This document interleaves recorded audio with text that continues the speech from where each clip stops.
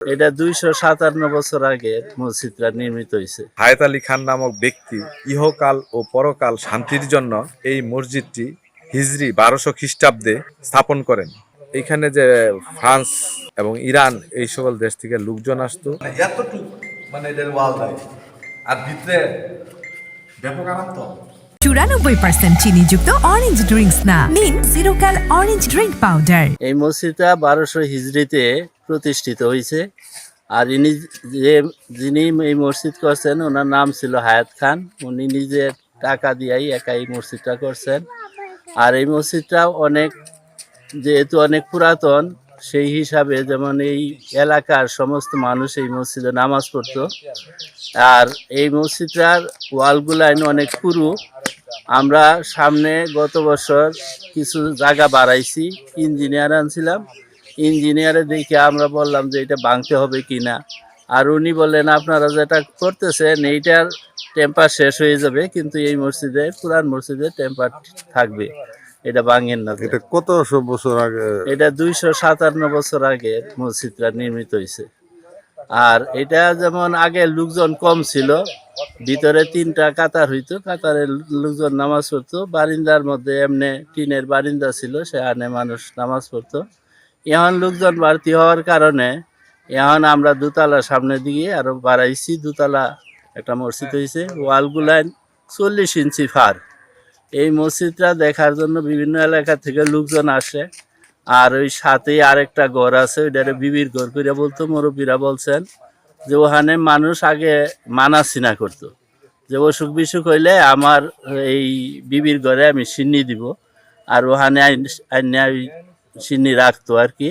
এরপরে লোকজন নামাজ পড়া ওইটা খাওয়া দাওয়া করে দোয়া করতো। এর দ্বারাই যেমন মানুষের অসুখ বিসুখ দূর হয়ে যাইতো।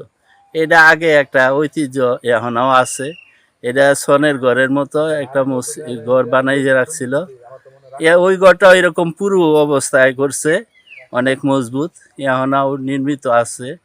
এটা যেমন এই দুইটা জিনিস দেখার জন্য বিভিন্ন এলাকা থেকে লোকজন আসে এবং আইসা এটা সম্বন্ধে আমাদেরকে জিজ্ঞাসা করে।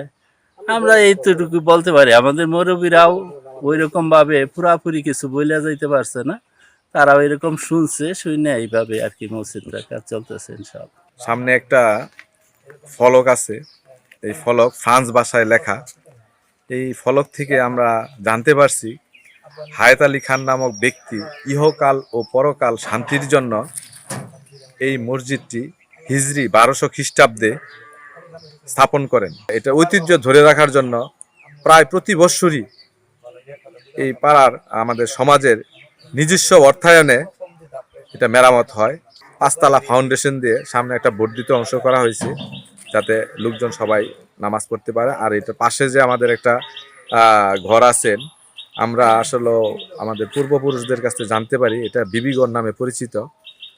এই ঘরটিতে আসলেও মানুষে আগের দিনে মানুষ অনেক কিছু মানত করতো। মানত করলে নামাজের আগে এই বিবিঘরে ওই মানতের যে জিনিসগুলি বিবিঘরে রাখা হতো।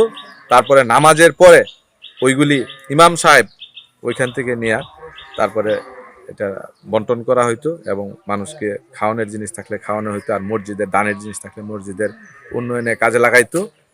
এবং এখানে মানত যারা করতো লোকমুখে সমাদৃত আছে যে তাদের ইচ্ছা পূরণ হইতো। এইখানে যে ফ্রান্স এবং ইরান এই সকল দেশ থেকে লোকজন আসতো। লোকজন আসার পরে প্রথম তারা এই এলাকায় এই মসজিদটি স্থাপন করেন। আর এক সময় এখানে ঝড়ে এখানে একটা জাহাজ ডুবে গিয়েছিল। তারপরে দেখা যায় যে মসজিদের সামনে যে একটা পুকুর আছে, ওই পুকুরে একটা মাছতল ছিল। একবার হাতি দেয়া ওই মাছতলে লড়াচড়ার পরে দেখা যায় যে এই অত্র এলাকার এই মসজিদটা সহ লড়াচড়া হয়। তারপরে আর এটা ওই মাছতলটা উঠানোর ব্যবস্থা করা হয়নি।